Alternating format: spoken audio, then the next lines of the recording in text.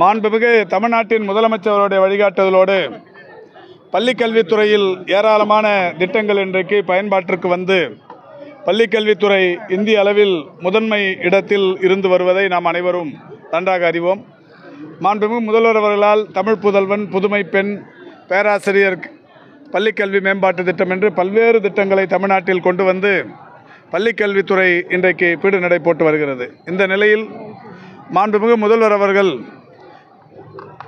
பெருமதிப்பிற்குரிய பேராசிரியர் அவர்களின் பெயரால் கொண்டு வரப்பட்டிருக்கிற 7500 கோடி ரூபாய் செலவில் தமிழ்நாடு முழுவதிலும் பள்ளி கட்டிடங்களுக்கு புதிய பாழடைந்த கட்டிடங்களுக்கு மாற்றாக புதிய கட்டிடங்கள் கட்டும் பணியினை தொடங்கி மாண்புமிகு அமைச்சர் கொஞ்ச நேரத்திற்கு முன்னால் சொன்னதைப் போல 7300 வகுப்பறைகள் கட்டி முடிக்கப்பட்டிருக்கிறது.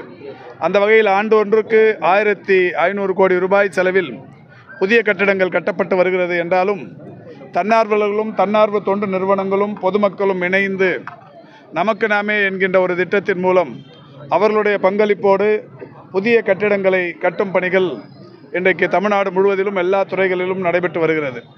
பள்ளிக்கல்வித்துறையில் அதிக அளவில் தன்னார்வலர்களையும் தன்னார்வ தொண்டு நிறுவனங்களையும் ஒருங்கிணைக்கும் முயற்சியை மாண்புமிகு பள்ளிக்கல்வித்துறை அமைச்சர் அவர்கள் மிக சிறப்பாக செய்து வருகிறார்கள். அந்த வகையில் மேடவாக்கத்தில் இருக்கிற இந்த பள்ளியில் 1,21,80,000 மதிப்பீட்டில் 9 வகுப்பறைகளும் ஒரு நூலகமும் கொண்ட ஒரு கட்டிடம் ஒன்று 80 லட்சம் ரூபாய் ரவுண்ட் டேபிள் என்கின்ற தன்னார்வ தொண்டு நிறுவனம் தந்து மீதம் இருக்கிற 42 லட்சம் ரூபாய் அரசு தந்து இன்றைக்கு இந்த கட்டிடம் கட்டப்பட்டிருக்கிறது. இந்த கட்டிடம் இன்றைக்கு திறந்து வைக்கப்பட்டிருக்கிறது. மாண்புமிகு தமிழ்நாட்டின் துணை முதலமைச்சர் வணக்கத்திற்குரிய உதயநிதி ஸ்டாலின் அவர்களின் பிறந்த நாளினை ஒட்டி இது ஒரு அரசு நிகழ்வாகவும் இந்த கட்டிடத்தை திறந்து வைத்து மகிழ்ச்சி அடையும் நாளாகவும் இது இருந்து வருகிறது.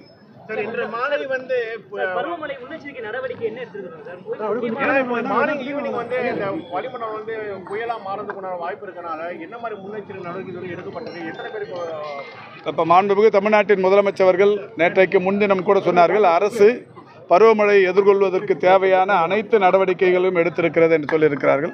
குறிப்பாக சென்னையை பொறுத்தவரை அக்டோபர் மாதம் 14ஆம் தேதி பெய்ய தொடங்கிய அந்த வடகிழக்கு பருவமழைக்காகவே சென்னையின் பல்வேறு இடங்களில் ஏறத்தாழ 1800க்கும் மேற்பட்ட 100 HP போன்ற பல்வேறு மோட்டார் இயந்திரங்கள் அங்கங்கே வைக்கப்பட்டது. மாண்புமிகு தமிழ்நாட்டின் முதலமைச்சர்களும் துணை முதலமைச்சர்களும் பல்வேறு ஆய்வுக் கூட்டங்களை நடத்தி வடகிழக்கு பருவமழை முடிகிற வரை அந்த மோட்டார்கள் எதுவும் எடுக்க வேண்டாம், அப்படியே இருக்க வேண்டும் என்று சொல்லியிருக்கிறார்கள். அந்த வகையில் 2 சென்டிமீட்டர் 3 சென்டிமீட்டர் 4 சென்டிமீட்டர் என்று பெய்கிற மழை கடந்த வாரம் ஒரே நாளில் பெருங்குடியில் 8 சென்டிமீட்டர் அளவுக்கு கூட பெய்தது. உடனடியாக எங்கேயும் தண்ணீர் நிற்காத வகையில் மழை நீர் உடனடியாக அகற்றப்பட்டது. அந்த வகையில் இன்றைக்கு புதிய முயற்சிகள் பல எடுக்கப்பட்டு வருகிறது. குறிப்பாக வேளச்சேரியில் ஒரு புதிய நீர்நிலை உருவாக்கும் பணி நடைபெற்று ஆக்கிரமிப்பு பகுதிகள் அகற்றப்பட்டு 1.60 மில்லியன் கன அடி தேக்கும் அளவுக்கு ஒரு புதிய நீர்நிலை உண்டாக்கப்பட்டிருக்கிறது. ரேஸ்கோஸ் ஒரு 160 ஏக்கர் பரப்பளவை அரசு அந்த இடத்தை எடுத்து கையகப்படுத்தி அந்த இடத்தில் இன்றைக்கு 4 நீர்நிலைகள் 4.60 லட்சம் மில்லியன் கன அடி தண்ணீர் தேக்கும் அளவுக்கு 4 நீர்நிலைகள் உருவாக்கப்பட்டு வருகிறது. மாண்புமிகு தமிழ்நாட்டின் துணை முதலமைச்சர் அவர்கள் பள்ளிக்கரணையில் ஏற்கனவே ஏறத்தாழ 13 ஏரிகளிலிருந்து வருகிற உபரி நீர் நாராயணபுரம் ஏரியில் வந்து அங்கிருந்து சதுப்பு நிலத்தின் வழியே ஒக்கியம் மடுவுக்கு சென்று ஒக்கியம் மடு வழியே கடலுக்கு செல்லும். அந்த இடத்தை பொறுத்தவரை இந்த நாராயணபுரத்திலிருந்து வெளியேறுகிற நீர் உபரி நீர் என்பது 1000 கன அடி அளவுக்கு மட்டுமே ஒரு நீர்வழி பாதை இருந்தது. மாண்புமிகு தமிழ்நாட்டின் துணை முதலமைச்சர் 2 முறை ஆய்வுக்கு வந்து அங்கே இப்போது ஒரு புதிய ஒரு நீர்வழி பாதையை இன்னொரு கூடுதலான 1000 கன அடி தண்ணீர் வெளியேறுவதற்குரிய பாதையை இன்றைக்கு கண்டறிந்து அதை செய்திருக்கிறார்கள். அந்த கரையை பலப்படுத்திட வேண்டும் என்று முதல்வர் அவர்கள் இன்றைக்கு ஆணையிட்டு அந்த வகையில் நீர்வளத்துறை பலப்படுத்துவதற்குரிய பணிகளை செய்து கொண்டிருக்கிறார்கள். அங்கே கோவில்கள் கூட ஒரு 4 கோவில்கள் கட்டப்பட்டிருந்தது.